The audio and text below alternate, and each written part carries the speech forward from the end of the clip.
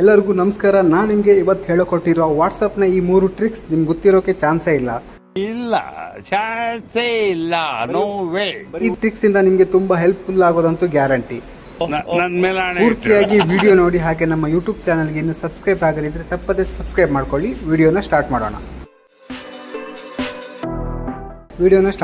ಈ ಟ್ರಿಕ್ಸ್ ನಿಮಗೆ ತುಂಬ ಹೆಲ್ಪ್ಫುಲ್ ಆಗೋದು ಗ್ಯಾರಂಟಿ.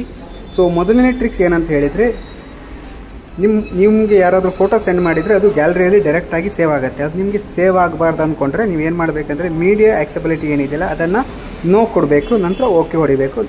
ನಂತರ ಏನಾಗುತ್ತೆ ಅಂತ ಹೇಳಿದರೆ ನಿಮಗೆ ಯಾವುದೇ ರೀತಿಯ ಫೋಟೋ ರಿಸೀವ್ ಆದರೂ ವಾಟ್ಸಪ್ಪಲ್ಲಿ ಅದು ನಿಮಗೆ ಡೈರೆಕ್ಟಾಗಿ ಗ್ಯಾಲರಿಯಲ್ಲಿ ಸೇವ್ ಆಗೋಲ್ಲ.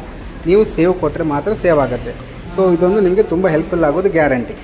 ಸೆಕೆಂಡ್ ಟ್ರಿಕ್ಸ್ ಬಂದುಬಿಟ್ಟು, ನೀವು ಆನ್ಲೈನಲ್ಲಿ ಇದ್ದರೂ ಕೂಡ ನೀವು ಆನ್ಲೈನ್ ಇದ್ದೀರಂತ ಬೇರೆಯವರಿಗೆ ಕಾಣಿಸಬಾರ್ದು. ನೀವು ಮಾಡಬೇಕಾಗಿರೋದಷ್ಟೇ ಸೆಟ್ಟಿಂಗ್ಸನ್ನು ಓಪನ್ ಮಾಡ್ಕೊಳ್ಳಿ. ನಂತರ ಪ್ರೈವೇಸಿ ಅಂತ ಇದೆ, ಪ್ರೈವೇಸಿ ಮೇಲೆ ಕ್ಲಿಕ್ ಮಾಡಿ. ನಂತರ ಆನ್ಲೈನ್ ಲಾಸ್ಟ್ ಸಿಮ್ ಸ್ಟೇಟಸ್ ಅಂತ ಇದೆ, ಅದನ್ನು ನೋಬಡಿ ಅಂತ ಕ್ಲಿಕ್ ಮಾಡಿಕೊಂಡ್ರೆ ನೀವು ಆನ್ಲೈನಲ್ಲಿ ಇರೋದು ಬೇರೆಯವರಿಗೆ ಕಾಣಿಸಲ್ಲ. ಸೊ ಇದೊಂದು one of the best tricks ಅಂತಲೇ ಹೇಳ್ಬೋದು. ಇನ್ನು ಥರ್ಡ್ ಟ್ರಿಕ್ಸ್ ಬಂದುಬಿಟ್ಟು, ನೀವು ಬೇರೆಯವರ ವಾಟ್ಸಪ್ ಸ್ಟೇಟಸನ್ನು ನೋಡಿದರೂ ಕೂಡ ಅವರಿಗೆ ನೋಡಿದ್ದಾರೆ ಅಂತ ಹೇಳಿ ಗೊತ್ತಾಗಬಾರ್ದು. ಸೊ ಮಾಡಬೇಕಾಗಿರೋದಿಷ್ಟು, ನೀವು ಸೆಟ್ಟಿಂಗ್ಸ್ ಓಪನ್ ಮಾಡ್ಕೊಳ್ಳಿ, ಪ್ರೈವೇಸಿ ಸೆಟ್ಟಿಂಗ್ ಓಪನ್ ಮಾಡಿ. ನಂತರ ರೀಡ್ ರಿಸಿಪ್ಟ್ ಅಂತ ಇದೆ, ಅದನ್ನು ನೀವು ಆಫ್ ಮಾಡ್ಕೊಳ್ಬೇಕು. ಸೊ ನೀವು ಅದನ್ನು ಆಫ್ ಮಾಡಿಕೊಂಡು ನೀವು ಯಾರದೇ ಸ್ಟೇಟಸ್ ನೋಡಿದರೂ ಕೂಡ ನೀವು ನೋಡಿದ್ದೀರಿ ಅಂತ ಬೇರೆಯವರಿಗೆ ಗೊತ್ತಾಗಲ್ಲ. ಐ ಹೋಪ್ ಗೈಸ್ ಈ ವಿಡಿಯೋ ನಿಮಗೆ ಇಷ್ಟ ಆಗಿದೆ ಅಂದ್ಕೊಳ್ತೀನಿ. ಈ 3 ಟ್ರಿಕ್ಸ್ ನಿಮಗೆ ತುಂಬ ಹೆಲ್ಪ್ಫುಲ್ ಆಗುತ್ತೆ ಅಂದ್ಕೊಳ್ತೀನಿ. ಸೊ ನೀವೇನೇನಾದರೂ ನನ್ನ ಯೂಟ್ಯೂಬ್ ಚಾನಲ್ಗೆ ಇನ್ನೂವರೆಗೆ ಸಬ್ಸ್ಕ್ರೈಬ್ ಆಗೋದಿದ್ರೆ ತಪ್ಪದೇ ಸಬ್ಸ್ಕ್ರೈಬ್ ಮಾಡ್ಕೊಳ್ಳಿ. Thank you.